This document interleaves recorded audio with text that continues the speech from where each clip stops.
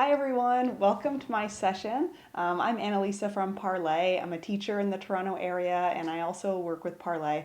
And we are focused on fostering collaboration in online learning and when we're back in class, of course, with discussions.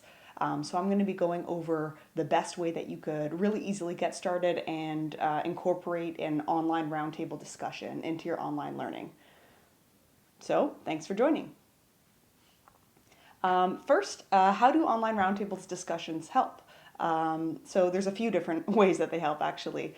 First is they're a really easy way to get students collaborating in an engaging and structured activity. We know that's a big pain point is trying to get students talking to each other, and this is a really structured way to help with that. Online roundtable discussions help foster that class community that some of us are missing out on. Discussions drive learning outcomes. They actually double student learning outcomes in comparison to your average teaching influencer. And that's from John Hattie's research. So they're really impactful. And then they also, the online roundtables also give you some really great data visualizations for reflection that you could discuss with your class and really tap into that motivation. So first, what you're going to do is you're going to go to the Parlay universe and pick a topic. We have over 600 ready to go prompts, and then you can edit these or you can create your own. So really easy to get started. And then you're going to run an online roundtable. And so an online roundtable is an online written discussion where students log on and they respond to the prompt, and maybe they're going to read through an article or watch a video, and then they're going to respond with their ideas and unique opinions or experiences. We get a really good diverse set of ideas in the discussion. This could be asynchronous or synchronous, so pretty flexible.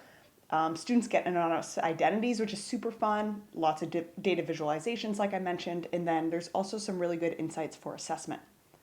You can run an online roundtable with students as young as third or fourth grade, all the way up through to grade 12 and beyond. Discussions can happen in almost any topic area as well. So I'm going to show you what this looks like. So if I actually go into parllayideas.com, then I'm going to be able to log into an account. So I could either try Parlay free if I don't have an account, or I'm going to log in. And once I log in, then I'm going to have a dashboard here, and maybe I want to create a new roundtable. And I want to create it in my social studies class.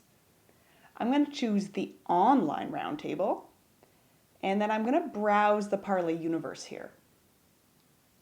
So this is where we have tons of topics that you could choose from if you want to talk about things going on in the world, like of course with the pandemic.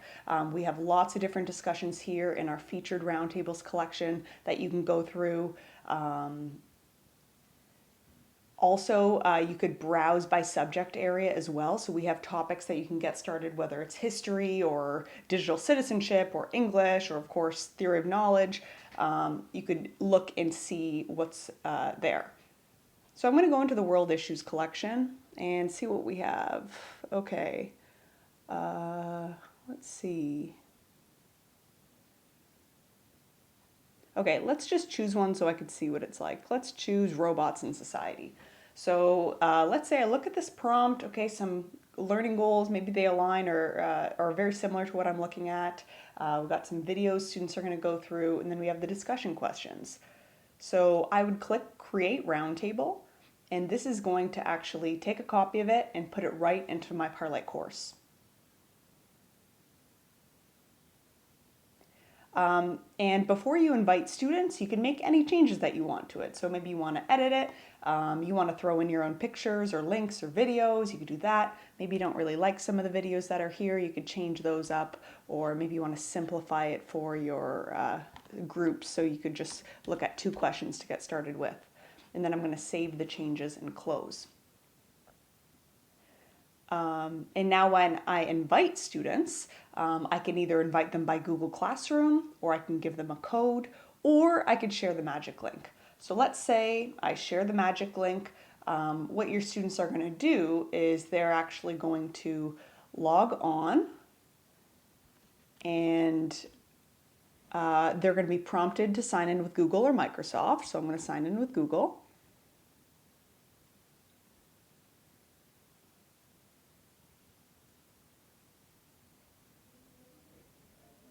And then now I'm right into the discussion as a student, and it says first review the prompt, then submit your response, then join the discussion. So I say, okay, got it. And I have the prompt here on the left-hand side, and I have my response here. So I'm going to write my ideas. I could see what my secret identity is. So I'm going to be Grazia Deledda. She was an Italian writer who won the Nobel Peace Prize, or Nobel Prize for Literature, rather. And so once I'm ready, I'm going to submit my ideas, and now I can go through and I could read through my peers' ideas and give comments. So going back over to the teacher view, I'll show you kind of some highlights of why this is so powerful for a whole class. So you have your students here. They've all been given secret identities. So we have Michelangelo and Aristotle, Martin Luther King and Cleopatra. And the students have written their ideas down here. So you could see that.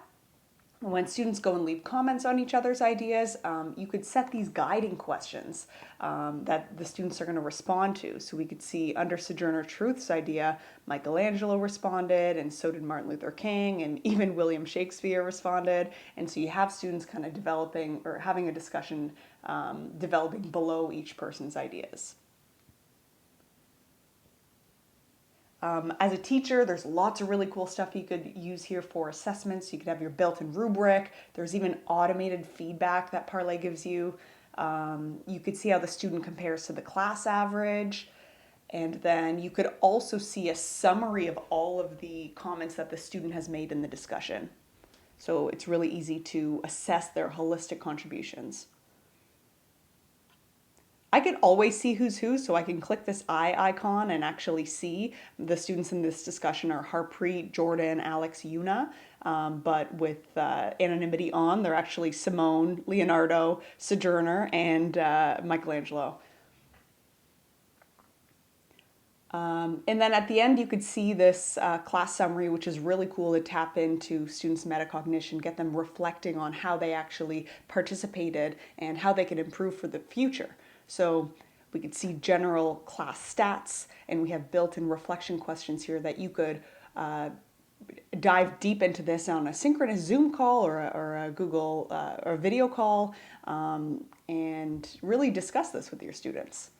So here we could see this discussion was very obviously about a pipeline and communities and the environment and the government and all these different kind of key themes and perspectives. As a teacher, I could highlight some model submissions, which is really awesome. So you could draw attention to a particular idea or maybe even the conversation that went below it. And then here's where we're going to get this really beautiful chord diagram, which is going to represent each student's comments. And you could hover over and see a little bit more specifically who they were interacting with and the depth of their interactions. Was there a lot of back and forth discussion between students? Did we hear from everyone? Or which perspectives are we kind of missing out on here? So very quickly, that's the online roundtable in a nutshell. You can export all of the data afterwards, which is really cool. So this goes back to Google Drive or CSV file, and that's going to look something like this. So you get your class list, you get a summary of all that data, those data analytics, and then the criteria as well.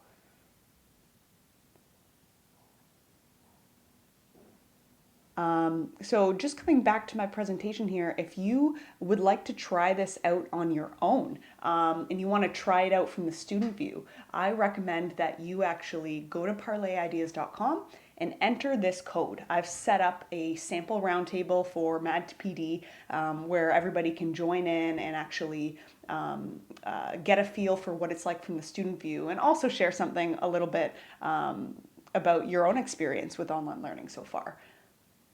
So when you sign up and when you join this discussion, you're going to make sure that once you sign in with your Google or Microsoft single sign-on account, you choose teacher. This is because in the future, of course, you're going to want to create your own roundtables, and teacher accounts can join other discussions as a student, but they also have the capability to create their own. So make sure you choose a teacher. Also, because Parlay is completely free for the rest of the school year, you might want to upgrade your account if you're going to be using this a lot.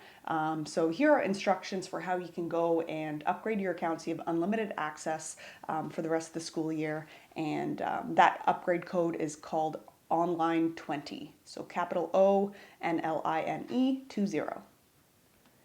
I'm going to put a whole bunch of different resources in the description as well. Links to the Parlay universe and links to the teacher resource folder with lots of our how-to guides. I'm going to put the link to actually join the roundtable and try it out, as well as other Parlay videos that you could see. But in a nutshell, that's Parlay. Feel free to share with us how you might be using it or any questions you have on Twitter or on Instagram at Parlay Ideas. Thanks so much, and I hope you enjoy the rest of the Mad PD. See ya!